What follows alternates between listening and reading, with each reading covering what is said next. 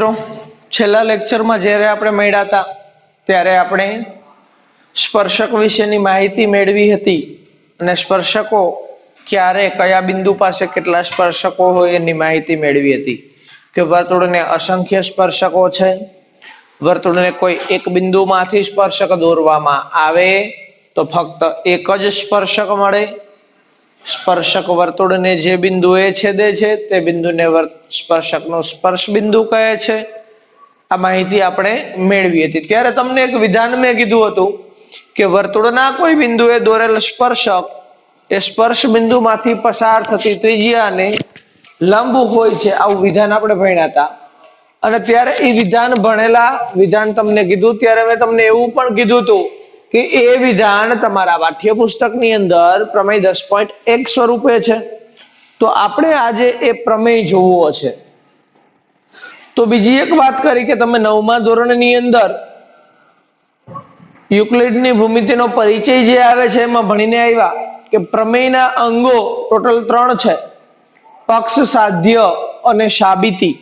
तो प्रमेय ज्यारे तमारे साबित करवो होय त्यारे प्रमेयनो पक्ष साध्य अने साबिती लखवी जरूरी छे। तो अहींया आपणे आनो पक्ष लखवू पड़शे त्यार पछी एनुं साध्य लखवू पड़शे अने पछी एनी साबिती लखवी पड़शे। पण एना माटे सौथी प्रथम आपणे पेला आकृति दोरी दઈએ ते शुं कीधुं छे तमने जुओ। पेला एक वर्तुळ हुं दोरी दઉં છું પછી જોઈએ શું કીધું છે કે વર્તુળના એટલે કે આ વર્તુળના કોઈ એક બિંદુએ દોરેલ સ્પર્શક કોઈ એક બિંદુ ધારો કે આ બિંદુ પાસે હું સ્પર્શક દોરું છું કોઈ એક બિંદુએ દોરેલો સ્પર્શક આ બિંદુ P પાસે દોરેલો સ્પર્શક x અને y છે। સ્પર્શ બિંદુમાંથી પસાર થતી ત્રિજ્યા આ સ્પર્શ બિંદુમાંથી પસાર થતી ત્રિજ્યા OP છે। આ સ્પર્શ બિંદુમાંથી પસાર થતી ત્રિજ્યાને લંબ હોય એવું આપણે સાબિત કરવું છે। તો જુઓ આપણે એ દર્શાવેલું છે આ બિંદુ O છે। હવે આ સાબિત કરવા માટે પક્ષ પહેલા શું લખીશું તો પક્ષ આપણને ખબર છે જે આપેલું હોય અને પક્ષ લખવાનું થાય તો આપણને શું આપેલું છે કે O કેન્દ્રિત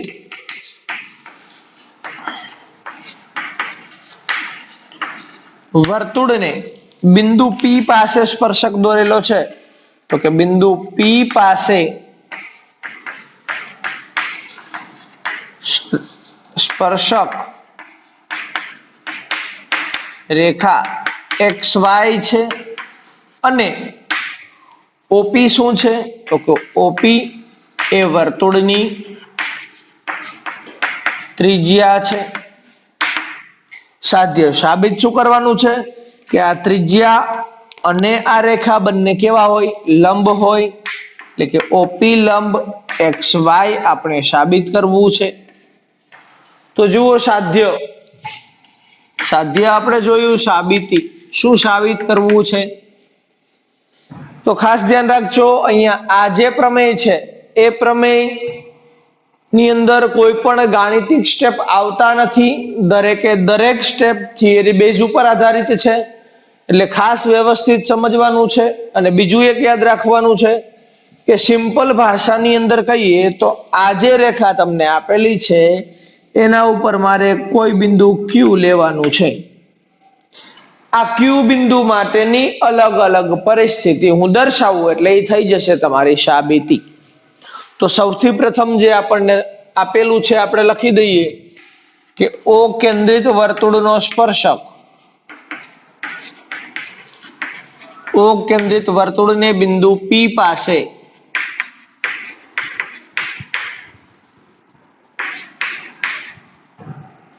સ્પર્શક રેખા XY છે અને OP એ વર્તુળની ત્રિજ્યા છે। આટલું આપણને આપેલું છે। હવે હું એક બિંદુ Q લઉં છું ક્યાં લઉં છું હવે એક બિંદુ Q એવું લો કે જે રેખા XY ઉપર આવેલું હોય પરંતુ બિંદુ પી અને ક્યુ સમાન થતા ન હોય. એટલે કે કેવું બિંદુ લેવાનું કે હવે રેખા XY પર બિંદુ ક્યુ લો કે જેથી P is not equal to Q. Rekha XY પર એવું બિંદુ Q લ્યો કે જેથી બિંદુ P અને Q સમાન બિંદુ ન થાય. હવે આ Q બિંદુની પરિસ્થિતિઓ આપણે લેવાની છે. તો તમને એટલી ખબર પડે કે Q બિંદુ કેટલી જગ્યાએ હોઈ શકે. તો સિમ્પલ તમે આગળ ભણી ગયા કે વર્તુળ વડે સમતલનું કેટલા ભાગમાં વિભાજન થાય? 3 ભાગમાં થાય. એ જ 3 વિકલ્પો આપણે લેવાના છે. શું થાય? વર્તુળની અંદરનો ભાગ, વર્તુળ અને વર્તુળની બહારનો ભાગ. આ 3 વિકલ્પ માટે આપણે Q બિંદુ જોવાનું છે કે વર્તુળ અંદર હોય તો શું થાય, વર્તુળ ઉપર હોય તો શું થાય અને વર્તુળની બહાર હોય તો શું થાય. તો જુઓ, સૌથી પહેલા જોઈએ આપણે કે જો બિંદુ Q એ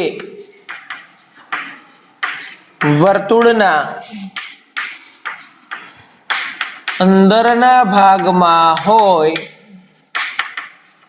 બિંદુ Q એ વર્તુળની અંદરના ભાગમાં હોય તો રેખા XY એ વર્તુળની છેદિકા બને, સ્પર્શક બને નહીં.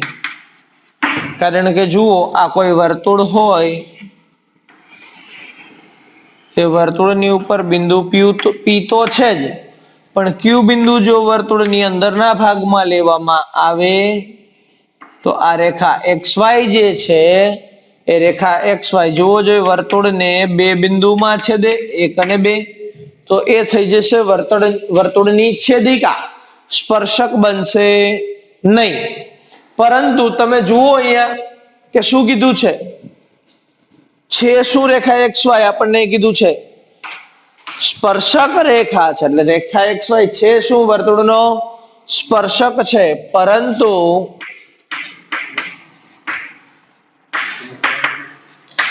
રેખા XY એ વર્તુળનો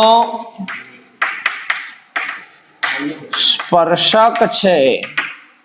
એટલે કે જો રેખા XY વર્તુળનો સ્પર્શક આપણને આપેલો છે, એનો મતલબ કે સ્પર્શક હોય તો Q બિંદુ ક્યારેય વર્તુળના અંદરના ભાગમાં આવે નહીં. કારણ કે જો અંદરના ભાગમાં આવે તો છેદિકા બની જાય છે. એટલે સ્પર્શક છે એટલે વર્તુળના અંદરના ભાગમાં તો નથી જ, તો દર્શાવી દો. એટલે કે તેથી બિંદુ Q એ વર્તુળના અંદરના ભાગમાં આવેલું નથી તથા P is not equal to Q. એટલે કે બિંદુ Q જે છે એ વર્તુળની અંદરના ભાગમાં આવેલું નથી અને P is not equal to Q. એટલે કે P બિંદુ ક્યાં છે? વર્તુળ ઉપર. આ P અને Q બંને જો સરખા થાય તો Q બિંદુ વર્તુળ ઉપર હોય, પણ P is not equal to Q. P અને Q સરખા નથી, એનો મતલબ કે આ Q બિંદુ વર્તુળ ઉપરનો બિંદુ પણ નથી. તો શું થયું? જો વર્તુળ Q બિંદુ છે એ વર્તુળના અંદરના ભાગમાં નથી અને વર્તુળ ઉપર પણ નથી, તો Q બિંદુ હોય ક્યાં? તો કે ખબર પડે આપણને કે તેથી બિંદુ Q એ વર્તુળના બહારના ભાગમાં આવેલું છે. તેથી આપણને ખબર પડી કે બિંદુ Q એ છે ક્યાં? વર્તુળની બહારના ભાગમાં છે. હવે જો Q બિંદુ વર્તુળની બહારના ભાગમાં આવેલું હોય તો જુઓ, આવી રીતે આકૃતિ થાય. આ એક વર્તુળ, આ સ્પર્શક, આ બિંદુ P અને આ બિંદુ Q. હવે જો આ Q બિંદુ એ વર્તુળની બહારના ભાગમાં આવેલું હોય તો તમે આ O ને Q સાથે જોડો. તો જુઓ અહીંયા OQ ની જે લંબાઈ છે એ OP ની લંબાઈ કરતા કેવી થશે? વધારે થશે ને. OQ ની લંબાઈ OP ની લંબાઈ કરતા કેવી થાય? વધારે થાય. એનો મતલબ જો P બિંદુ બહારના ભાગમાં આવેલું હોય તેથી OQ greater than OP. OQ નું માપ OP કરતા વધારે થાય. હવે તમે અહીંયા આ રેખા જે XY આપેલી છે એ રેખા XY ઉપર P બિંદુ સિવાય કોઈ પણ જગ્યાએ બિંદુ Q તમે પસંદ કરો અને દરેક જગ્યાએ તમે OQ નું માપ માપો તો હંમેશા OP ના માપ કરતા કેવું થશે? વધારે જ થશે. બીજું સમજવું હોય તો કોઈ એક બિંદુથી તમે જે રેખા દોરેલી હોય એ રેખાનું અંતર લ્યો જોઈ. અલગ અલગ અંતર માપવામાં આવે એમાં આ બિંદુથી જે તમે લંબ અંતર દોરો છો એ લંબ અંતર જે છે એ રેખાનું આપેલા બિંદુથી સૌથી ઓછામાં ઓછું અંતર થાય. તો આપણે અહીંયા એ જ વાતનો ઉપયોગ કરવો છે. શું? પહેલા તો આપણે દર્શાવીએ કે OQ નું માપ કેવું થાય? OP કરતા વધારે. ક્યારે? રેખા XY પર P બિંદુ સિવાયનું કોઈ પણ બિંદુ લેવામાં આવે ત્યારે. તો દર્શાવો કે તેથી રેખા XY પર બિંદુ P સિવાયના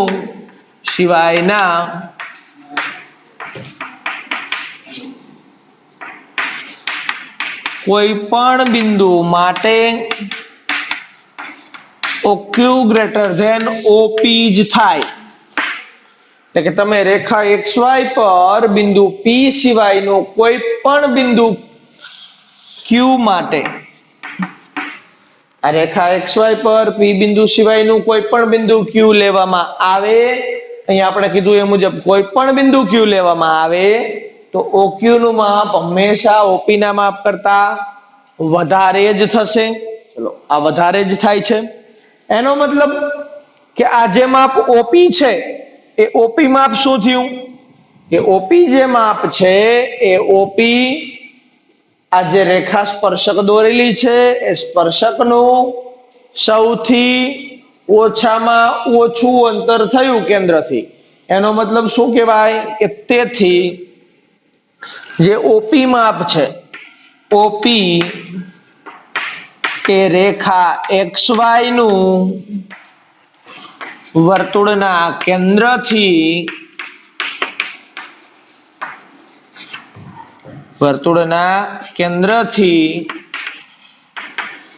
ઓછામાં ઓછું માપ અંતર છે અથવા માપ છે. OP એ રેખા XY નું વર્તુળના કેન્દ્રથી ઓછામાં ઓછું અંતર છે, લઘુત્તમ અંતર છે. એનો મતલબ કે જો એ ઓછામાં ઓછું અંતર હોય તો આપણે અહીંયા કીધું એ મુજબ કે કોઈ બિંદુનું રેખાનું કોઈ બિંદુથી ઓછામાં ઓછું અંતર શું હોય? લંબ અંતર હોય. એટલે કે અહીંયા આપણે OQ ને જોડ્યા છે તો જોડી દઈએ. તો હવે જુઓ આ OP એ ઓછામાં ઓછું અંતર હોય તો આ કેવું હોય? લંબ. કારણ કે લંબ અંતર ઓછામાં ઓછું અંતર હોય એવું આપણે ભણ્યા. તેથી OP અને XY બંને કેવા થશે? OP અને XY બંને થશે લંબ. આ તો આપણું સાધ્ય જુઓ મળી ગયું. ફરીથી એક વખત યાદ રાખો કે આખા પ્રમેયની અંદર શું વાત આપણે યાદ રાખવાની છે સમજી લ્યો. આખો પ્રમેય થિયરી બેઝ ઉપર આધારિત છે. તો આપણે યાદ શું રાખવાનું છે કે કોઈ એક બિંદુ તમારે લેવાનું છે અને એ બિંદુની અલગ અલગ 3 પરિસ્થિતિઓ દર્શાવવાની છે. કે બિંદુ એ વર્તુળના અંદરના ભાગમાં હોય તો શું થાય, વર્તુળ ઉપર હોય તો શું થાય અને વર્તુળની બહાર હોય તો શું થાય. તો જુઓ ફરીથી એક વખત આખા પ્રમેયને જોઈ લઈએ. પ્રમેય 10.1 તમને શું આપેલો હતો કે વર્તુળના કોઈ બિંદુએ દોરેલ સ્પર્શક સ્પર્શ બિંદુમાંથી પસાર થતી ત્રિજ્યાને લંબ હોય છે. તો એનો પક્ષ શું છે? તો O કેન્દ્રિત વર્તુળને બિંદુ P પાસે સ્પર્શક રેખા XY છે અને OP એ વર્તુળની ત્રિજ્યા છે. સાબિત કરવાનું છે કે આ ત્રિજ્યા અને સ્પર્શક બંને એકબીજાને લંબ હોય એટલે કે OP લંબ XY થાય. એની આકૃતિ આપણે દર્શાવેલી છે. સાબિતી જુઓ. O કેન્દ્રિત વર્તુળને બિંદુ P પાસે સ્પર્શક રેખા XY છે અને ઓપી એ વર્તુળની ત્રિજ્યા છે. હવે આપણે લઈએ છીએ કે રેખા XY પર બિંદુ Q લીધું. આ રેખા XY છે એના ઉપર બિંદુ Q લીધું. કેવું બિંદુ Q? કે જેથી P અને Q બંને સમાન થાય નહીં. પછી દર્શાવ્યું કે Q બિંદુ ક્યાં છે?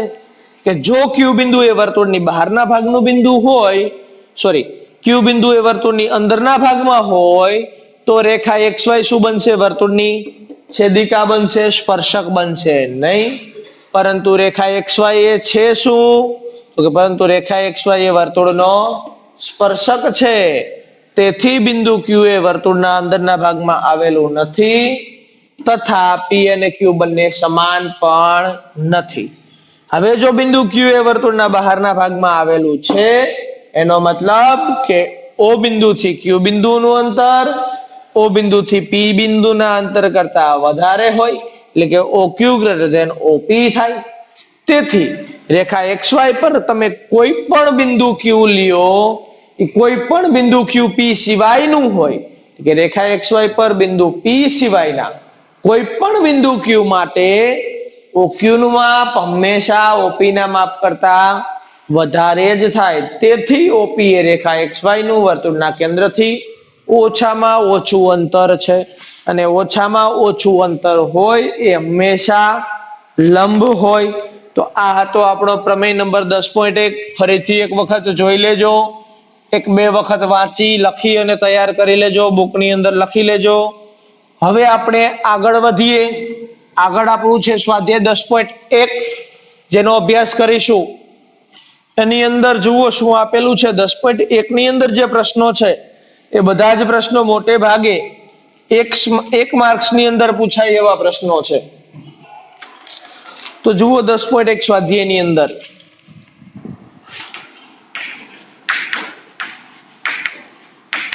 સ્વાધ્યાય 10.1 એનો પહેલો પ્રશ્ન છે, વર્તુળને કેટલા સ્પર્શક હોય? વર્તુળને સ્પર્શકો કેટલા હોય? તો આપણે ભણ્યા હતા વર્તુળને અસંખ્ય સ્પર્શકો હોય, પણ અહીંયા પ્રશ્ન ફેરવી અને પૂછવામાં આવે કે વર્તુળને કોઈ એક બિંદુ પાસે કેટલા સ્પર્શક હોય? તો વર્તુળને કોઈ એક બિંદુ પાસે ફક્ત એક જ સ્પર્શક હોય. બે માંથી શું પૂછે છે એ ખાસ ધ્યાનમાં રાખજો. નંબર 2, ખાલી જગ્યા પૂરો. એની પહેલી ખાલી જગ્યા શું છે? સ્પર્શક વર્તુળને ખાલી જગ્યા બિંદુમાં છેદે છે. યાદ કરો, આપણે સ્પર્શક, એક રેખા અને વર્તુળ વિશેના છેદ બિંદુની વાત કરી ત્યાં ભણ્યા હતા કે જો વર્તુળને એ રેખા એક જ બિંદુમાં છેદે તો સ્પર્શક છે, બે બિંદુમાં છેદે તો છેદિકા છે. અહીંયા આપણને કીધું છે સ્પર્શક. સ્પર્શક વર્તુળને કેટલા બિંદુમાં છેદે? તો સ્પર્શક વર્તુળને હંમેશા એક જ બિંદુમાં છેદે. ત્યારબાદ નંબર 2 જુઓ શું છે કે વર્તુળને બે બિંદુમાં છેદતી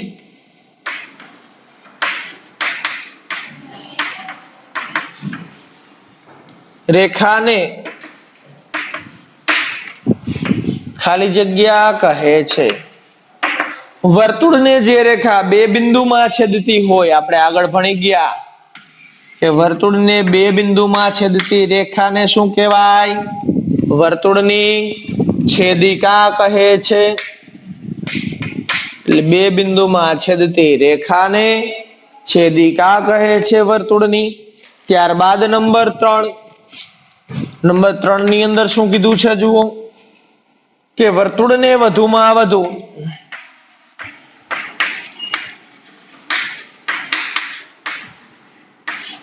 ખાલી જગ્યા સમાંતર સ્પર્શક હોય.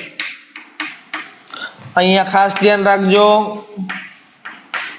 આપણે આગળ ભણ્યા હતા કે કોઈ એક વર્તુળ આપેલું હોય તો આ વર્તુળને કેટલી સમાંતર સ્પર્શકોની જોડ હોય, તો સ્પર્શકોની જોડ આપણે કીધું તું असंख्य होय पण અહીંયા પ્રશ્ન એવો છે કે વધુમાં વધુ કેટલા સમાંતર સ્પર્શકો હોય તો એનો મતલબ એવો થયો કે તમને એક સ્પર્શક આપેલો હોય એ સ્પર્શકને સમાંતર કેટલા થશે તો એકબીજાને સમાંતર હોય એવા ફક્ત બે જ મળે આ બે સિવાય ત્રીજો સમાંતર નો દોરી શકાય એ છેદશે એટલે સમાંતર સ્પર્શકની જોડ શબ્દ આવે તો અસંખ્ય અને સમાંતર સ્પર્શક આવે તો બે આ શબ્દ ખાસ યાદ રાખજો સમાંતર સ્પર્શકની જોડ અસંખ્ય અને સમાંતર સ્પર્શક બે નંબર 4 જુઓ શું કીધું છે વર્તુળ અને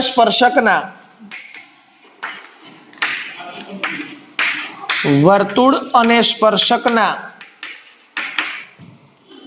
સામાન્ય બિંદુને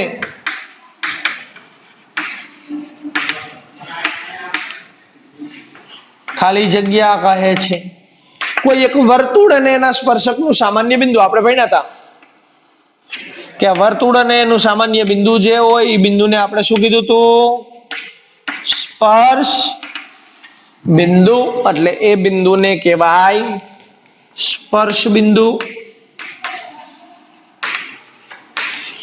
આ થયા આપણા પ્રશ્ન 1 અને 2 ના જવાબો થિયરી તમે વ્યવસ્થિત ભણેલા હોય તો તમને આવડે કારણ કે બધા જ પ્રશ્નો થિયરી બેઝ ઉપર આધારિત હતા ત્યારબાદ જોઈએ 3 નંબરનો પ્રશ્ન શું કીધું છે જુઓ કે 5 સેન્ટીમીટર ત્રિજ્યાવાળા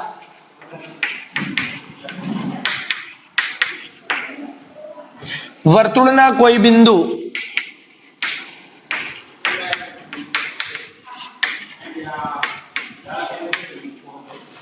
P આગળ દોરેલ એક સ્પર્શક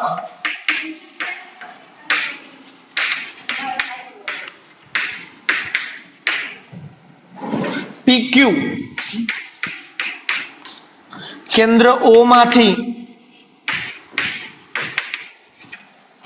પસાર થતી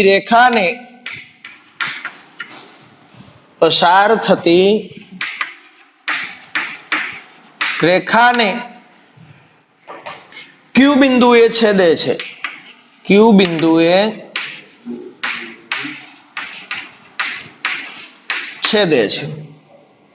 OQ બરાબર 12 સેમી હોય OQ બરાબર 12 સેન્ટીમીટર હોય તો PQ ની લંબાઈ ખાલી જગ્યા PQ ની લંબાઈ કીધેલું છે એટલે કે PQ ની લંબાઈ ખાલી જગ્યા જેની અંદર ઓપ્શન A આપણને આપેલો છે 12 સેન્ટીમીટર ઓપ્શન બી આપેલો છે 13 સેન્ટીમીટર ઓપ્શન સી આપેલો છે 8.5 સેન્ટીમીટર અને ઓપ્શન ડી આપેલો છે વર્ગમૂળમાં 119 સેન્ટીમીટર જુઓ હવે આકૃતિ દોરો તમને જે આપેલું છે એના આધારે પેલા કે 5 સેમી ત્રિજ્યા વાળા વર્તુળના કોઈ બિંદુ P આગળ એટલે કે તમને વર્તુળ આપેલું છે આ એક વર્તુળ આ વર્તુળના કોઈ બિંદુ P આગળ આ વર્તુળના એક બિંદુ P પાસે મેં સ્પર્શક દોરેલો છે આ બિંદુ P આગળ એક સ્પર્શક PQ છે આ P અને Q બિંદુ આ સ્પર્શક છે કેન્દ્ર O માંથી અહીંયા કેન્દ્ર હોય તો કેન્દ્ર O માંથી પસાર થતી રેખા Q બિંદુ એ છેદે છે આ રેખાને Q બિંદુ એ છેદે છે આ કેન્દ્ર O હું OP ને જોડી દઉં OQ બરાબર 12 સેમી O થી Q નું માપ આપેલું છે 12 સેન્ટીમીટર ત્રિજ્યા તમને આપેલી છે 5 સેન્ટીમીટર તમારે PQ નું માપ શોધવાનું છે તો આપણે પ્રમેય 10.1 મુજબ શું ભણ્યા કે આ સ્પર્શક PQ અને OP બંને એકબીજાને લંબ હોય એવો આપણે પ્રમેય 10.1 માં ભણ્યા કે સ્પર્શક અને ત્રિજ્યા એકબીજાને લંબ હોય એનો આપણે ઉપયોગ કરીએ કે ત્રિકોણ OPQ માં ખૂણો P બરાબર 90 અંશ છે. ખૂણો P 90 અંશ હોય તો કાટકોણ ત્રિકોણ થયો. કાટકોણ ત્રિકોણની બે બાજુ આપેલી હોય અને ત્રીજી બાજુ મેળવવી હોય તો શેનો ઉપયોગ કરવાનો? પાયથાગોરસના પ્રમેયનો. તેથી પાયથાગોરસના પ્રમેય મુજબ શું છે પાયથાગોરસનો પ્રમેય? તો કે કાટખૂણો સમાવતી બે બાજુના માપનો વર્ગનો સરવાળો. કાટખૂણો બનાવતી બાજુ OP અને PQ, તો OP અને PQ આ બંનેના વર્ગનો સરવાળો બરાબર કર્ણનો વર્ગ. કર્ણ છે OQ એટલે OQ નો વર્ગ. ચાલો OP કેટલા છે? 5 સેન્ટીમીટર. તેથી 5 નો વર્ગ વત્તા PQ આપણે શોધવા છે. તો PQ નો વર્ગ બરાબર OQ આપેલા છે કેટલા? 12 એટલે થશે 12 નો વર્ગ. તેથી 5 નો વર્ગ જુઓ શું થશે? 5 નો વર્ગ થશે 25 વત્તા PQ નો વર્ગ બરાબર 12 નો વર્ગ થશે 144. આ 25 પ્લસ છે, હું સામે લઈ જઉં તો કેવા થશે? માઇનસ. તેથી PQ નો વર્ગ બરાબર 144 માઇનસ 25. તેથી PQ વર્ગ બરાબર 144 માંથી 25 બાદ કરવામાં આવે તો કેટલા વધશે? 119. વર્ગ દૂર કરવો છે તો બંને બાજુ વર્ગમૂળ લ્યો. તેથી અહીંયા વર્ગમૂળ આવે એટલે PQ, અહીંયા વર્ગમૂળ લ્યો એટલે વર્ગમૂળમાં 119 સેન્ટીમીટર. કે PQ નું માપ મળે છે વર્ગમૂળમાં 119 સેન્ટીમીટર. ફરીથી ધ્યાન રાખો, જ્યારે તમને સ્પર્શક આપેલો હોય, સ્પર્શ બિંદુમાંથી પસાર થતી ત્રિજ્યા આપેલી હોય અને બહારના બિંદુનું કેન્દ્ર ઓથી અંતર, આ ત્રણ માંથી કોઈ બે માપ આપેલા હોય અને ત્રીજું માપ શોધવું હોય એટલે કાટકોણ ત્રિકોણમાં પાયથાગોરસના પ્રમેયનો જ ઉપયોગ કરવાનો છે. બરાબર છે? આ થયો આપણો પ્રશ્ન નંબર 3. ત્યારબાદ જોઈએ પ્રશ્ન નંબર 4, જેની અંદર તમને એક આકૃતિ દોરવાની કીધેલી છે, બીજું કંઈ જ નથી. ફક્ત તમારે આકૃતિ જ દોરવાની છે. જુઓ એની રકમ 4 નંબર. એક વર્તુળ દોરો કે એક વર્તુળ દોરો જે પૈકી એક વર્તુળનો સ્પર્શક હોય, એક વર્તુળનો સ્પર્શક અને બીજી વર્તુળની છેદિકા, બીજી વર્તુળની છેદિકા હોય તેવી આપેલ રેખાને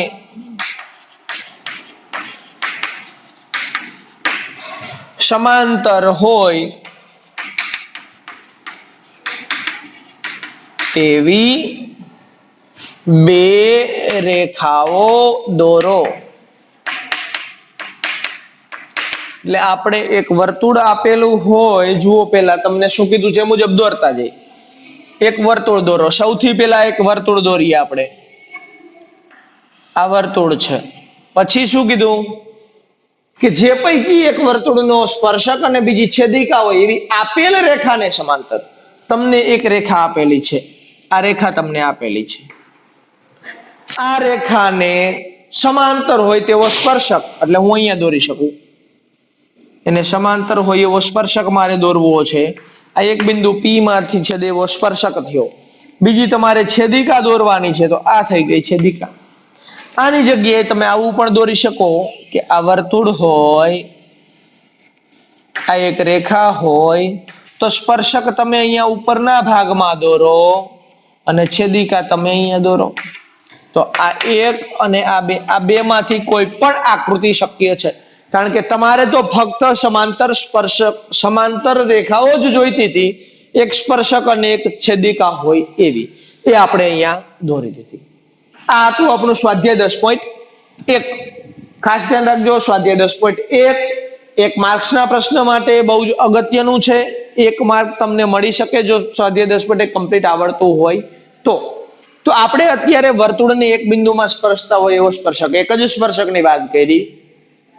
પણ હવે આગળ આપણે વાત કરીશું કે વર્તુળની બહારનું જો કોઈ બિંદુ લેવામાં આવે તો વર્તુળને કેટલા સ્પર્શકો મળે. કારણ કે આપણને એ તો ખબર છે કે વર્તુળની અંદરનું બિંદુ હોય તો એક પણ સ્પર્શક નથી મળતો, વર્તુળ ઉપરનું બિંદુ હોય તો એક જ સ્પર્શક મળે છે. એવી રીતે જો વર્તુળની બહારનું બિંદુ હોય તો કેટલા સ્પર્શકો દોરી શકાય એના વિશેની વાત આપણે કરવાની છે. તો એ આપણે આગળના લેક્ચરની અંદર